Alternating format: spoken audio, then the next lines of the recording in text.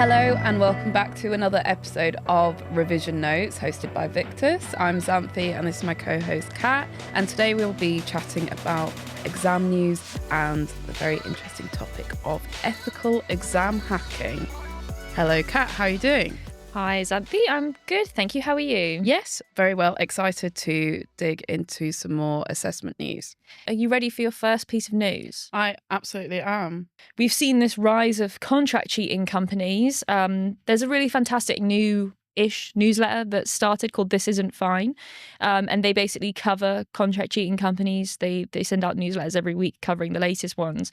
So yeah, they've been documenting the increase in these kinds of companies. Such as Hail Mary Papers, that's the name of one of them, uses fantastic branding of the Virgin Mary. Which is crazy. Which is crazy. It's very weird. It's very AI generated. Yeah. And they've been advertising on platforms like YouTube. And obviously more and more students are seeing these advertisements and maybe being tempted to cheat when before they just wouldn't have even thought about it. So yeah, I wrote a piece about that recently, which is up on the blog. Yeah. But yeah, what do you think about that?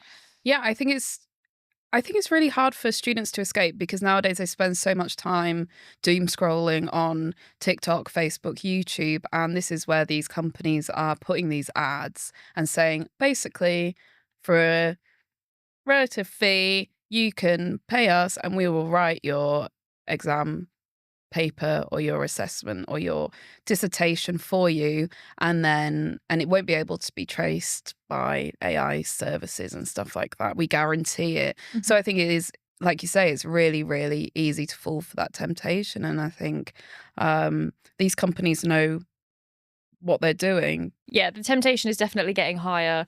And I think, yeah, as This Isn't Fine point out, there is a problem with these contract cheating companies and essay mill companies being able to advertise their services because it does actually break advertising law. They're just getting around it somehow. I think what some people can do is if they see these ads, you can actually report them for academic fraud, which I did the other day. But it needs to be, that space for sure needs to be regulated more so that students see less of these ads and hopefully get less tempted in the first place. Yeah, absolutely. Yeah, and then on that point also, the Times Higher Education reported back in November that cases of cheating with AI at some UK universities is actually up 15%, which is massive. And the number, whilst the number is large, as pointed out in the cheat sheet, there will have been many successful instances of AI cheating, which, because they have been successful, have not been recorded. So the number is probably a lot higher than a 15% increase, or 15 times increase, sorry. Yeah, and I think it's really interesting that this AI-related misconduct the study was done at Russell Group universities, which shows that it is everyone using AI in very high level research and assignments and assessments. It's not just saved for people who want to cheat or want to get a really easy mark in their school, assessment on an English book. There is high level academics using it. As you said, obviously this study was done at Russell Group University, so people we know are intelligent who have gotten into these universities are still using the tools. Yeah. Maybe as a time-save technique or because they're doing a side hustle to help pay for surviving at university. They're working jobs. They don't have the time to study or the time to write these essays, so they're seeking a bit of extra help. Absolutely. And the point that you make about saving time or having side hustles and just time in general, I think that is something that our generation and everyone around us is really struggling with at the moment, and is something that was mentioned in the search engine podcast episode that we both listened to. The episode was Playboy Farty and his AI homework machine, which I know we both enjoy the title very much. And it's a guest teenager who is Playboy Farty, and he chats about using AI for assignments. And the show also discusses the TikTok influencers that teach people how to use AI to cheat, which is absolutely bonkers. That's a whole little subsection on TikTok on people learning skills and tricks and tips on how to cheat in exams and how to use AI. I thought that was fascinating because obviously what comes up on your algorithm is specific to you. So I hadn't seen any of this content. I didn't know about it until they mentioned it. Obviously, it's a huge space with people who have thousands, I think maybe even hundreds of thousands of followers, educating people on how to cheat, which is crazy to me and shows just how popular it is and how wise kids and teenagers are becoming to these methods, which is concerning. Teachers definitely need to stay abreast of that, because if they're like us both and didn't know about it, then I mean they'll just have no idea that the students are actively being taught how to do this stuff on TikTok. The show also speaks about the importance of creating assignments which cultivate joy, purpose, so that students actually want to do it and are not tempted to just be like, oh well, I don't want.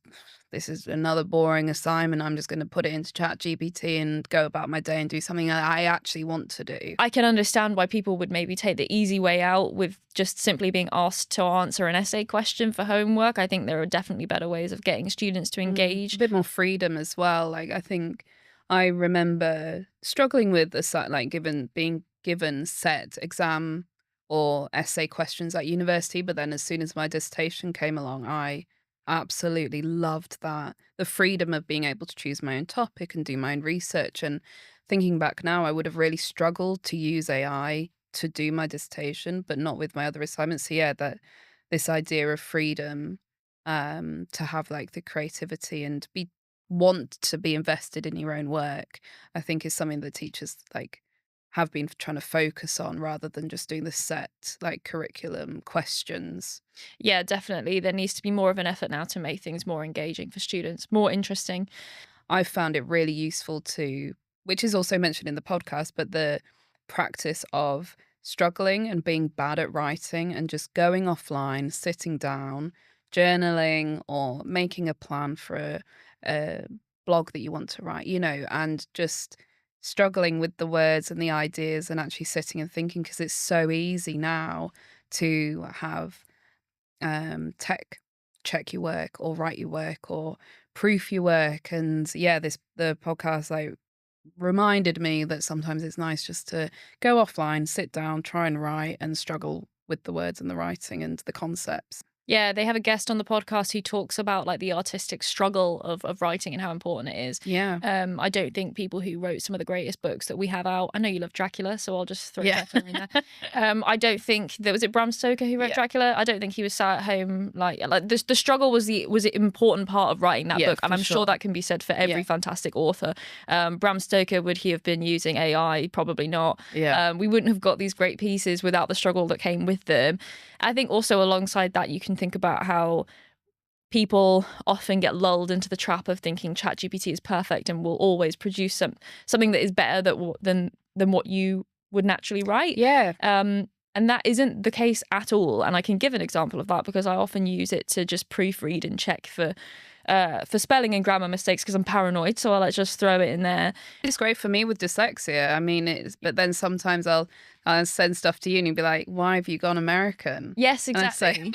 That wasn't me. Yes, exactly. And ChatGPT told me off for using American spellings recently, and I reread through my work and there wasn't any, and I corrected it and it said, oh, sorry, I made a mistake. So that's a prime example of I say if the robot's making a mistake, then I'm making a mistake, and then everyone's gonna, and then so let's just time out. Yeah, so that actually leads us nicely onto our final piece of news from Gulf News, and it's the news that some UAE schools have actually blocked AI-powered chatbots, including ChatGPT. So several public and private schools across the UAE have implemented measures to block access to ChatGPT. This action, aimed at preserving academic integrity, seeks to encourage students to engage in independent thinking, foster healthy competition, and prevent the misuse of AI tools in homework and assessments, which kind of goes into what we were just talking about, really. Like, it's important to not use these tools and to try and answer questions and do things on your own. Although I will say, as a point on this, I don't really know how they're going to manage to enforce this, because if people have VPNs or like go outside of school, they can obviously still access these tools. Yeah, I'd be interested to see what because they've said that they've implemented measures to block. So I'd be interested to see how they're actually doing that, and if some of the students will actually be able to get around it, and whether it'll give them an advantage or whether it'll be a disadvantage. I agree. It'll be interesting to see what they're actually doing, but also whether other schools start doing the same measures, really. So it'd be interesting to see if other countries, so the UK, schools in the UK will be following suit, or whether they'll continue to not really have a strong definitive answer on how AI can be used in schools and universities. So I think we're still kind of here in the UK sitting on the idea that each institution has their own rules and regulations and detection softwares. And that's where we're at the moment. But a potential whole ban on AI and ChatGPT, I mean, it would be wild, but it's not out of the picture. Yeah, definitely not. I think, yeah, I think maybe you'd think the Russell Group universities would take the lead with that, but I guess we'll just have to wait and see. Okay, so we've spoken quite a lot about recent cheating news. So now I'd like to quickly mention our creative cheating challenge this year, which is the Exam Hack 2025. Yeah, please tell me more about this. What exactly is the exam hack, Xanthe? So it's not your typical hackathon. It's basically a high stakes challenge where we are inviting individuals from all across the world to take part in an online exam, general knowledge, and see if they can cheat their way through our online invigilation system. So we're looking for creative hacks or cheats to get past our invigilators and get full marks on the test. And if they do this, they can potentially win $1,000. And we had a successful hack last year.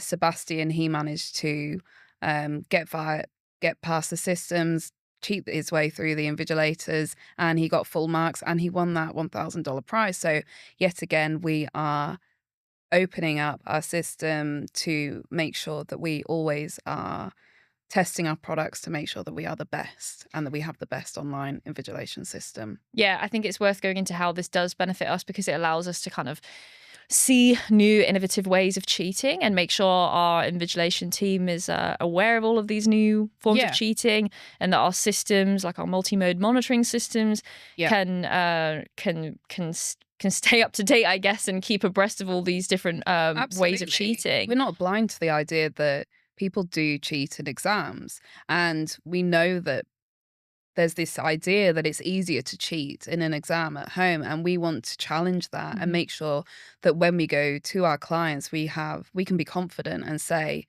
we have the best product. And we're so confident that we've opened it up to the industry and to anyone to try and test it. And, if we learn something from this, like, online event, if we learn something valuable in how to improve our product, that is what this, like, kind of pen testing is all about. And Yeah. it's really exciting. Yeah, it's interesting that you bring up pen testing there as well. I have a tech background. I'm very nerdy about this stuff. Used to want to be a pen tester, then I realized that's really, really hard to get into, actually. We'll just talk about it So instead. I'll just talk about it. Yeah, obviously, it's called the exam hack. We don't want people to think that means that it's okay to try and DDoS our servers, launch a distributed denial of Yeah. service attack, do anything crazy like that, like try and take down our, I don't know, our Wi-Fi or something Yeah, like that. So don't do obviously, that. I mean, No. or I'd be really impressed if someone managed to do that as a student, because we do advertise this mainly for students and young Yeah. people. But please don't do that. You'll get disqualified. There's no point.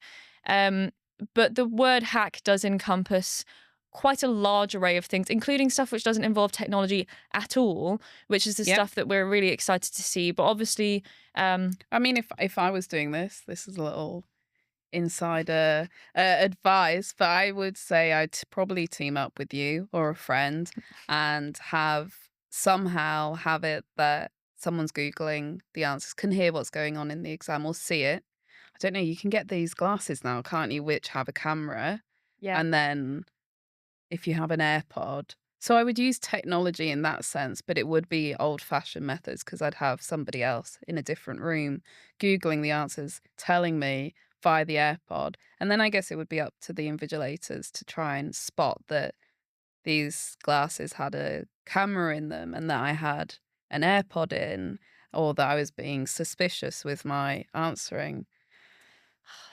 Xanthe, it's a shame that we can't just team up and do the You know what? exam. I might go incognito. We could do with that $1,000. Yeah. But yeah, I think it's interesting that hack Hacking does include all of that stuff that you just mentioned. It does include pure people manipulation. A lot of pen testers are people that legally hack, by the way, if you don't know what a pen tester is. They are paid to go to businesses and try and break into their systems. Like banks pay pen testers to try and steal a gold bar from a vault. Sounds like James Bond stuff, but this is a job, and I think it's really cool. It's the coolest job ever. It is the coolest job ever. But yeah, a lot of that just involves convincing people you're supposed to be there, convincing people that you are an electrician who's come to do something in the building. That is just people manipulation. Hacking is people manipulation. And so with that in mind, you could have someone who's manipulating the invigilators. They know the invigilators. They're bribing the invigilators to let them cheat. Bribing an invigilator. I mean, we've never seen that before, but another idea, and it's very real. Like, all industry has always suffered from issues with bribes and corruption. So Yeah, why not the exam industry? It would be considered a hack. I mean, hacking is a very broad term, and I think more people need to be aware of that. And it also makes it so exciting to think about the kinds of things that we could see in this year's exam hack. So yeah, if you are listening and you're interested, get thinking. There's a whole bunch of stuff you could be doing. Absolutely. And visit examhack.io and sign up. It'll be happening on the 1st of July this year, 2025. And we are wanting to set a record by having the most people take part. So yeah, anywhere, all over the world, as long as you've got a laptop and internet access and a smartphone, you'll be able to take part. And yeah, really look forward to seeing it, and we'll definitely have a dedicated episode to the results of this year's exam hack if people are interested. Yeah, hopefully. Well, I'm just sad we can't take part, Xanthe. I know. I'm gutted. I might have to get dye my hair back brown, and you can wear a wig or something. And we can be a duo, because you can take part in pairs, which is also exciting. And we've seen people in exams before dress up as other people and sit their exams. So there's nothing stopping me from dressing up and going undercover. Can't wait for that special revision notes episode. Yeah, the ultimate hack, my story. But yeah, so if you're interested in the exam hack, we will be discussing it more, and you can check out the website for more details. And yeah, exciting stuff. I'm excited to see what happens. Yeah, absolutely. So I think we can finish the episode on that note. Great. We've covered recent news. We've covered the exam hack. As usual, please check out our blogs and our other podcast episodes on YouTube, Spotify, and we're also on Instagram and Facebook and LinkedIn as well. So please do send any questions or ideas that you have for the podcast there. We're always excited to hear feedback, and we really enjoy discussing with you guys in comments and online in chat. So yeah, we'll be coming back online soon to record another podcast. And then yeah, please do check out the exam hack. I've been your host Xanthe, and this has been Kat. And yeah, have a wonderful rest of your day.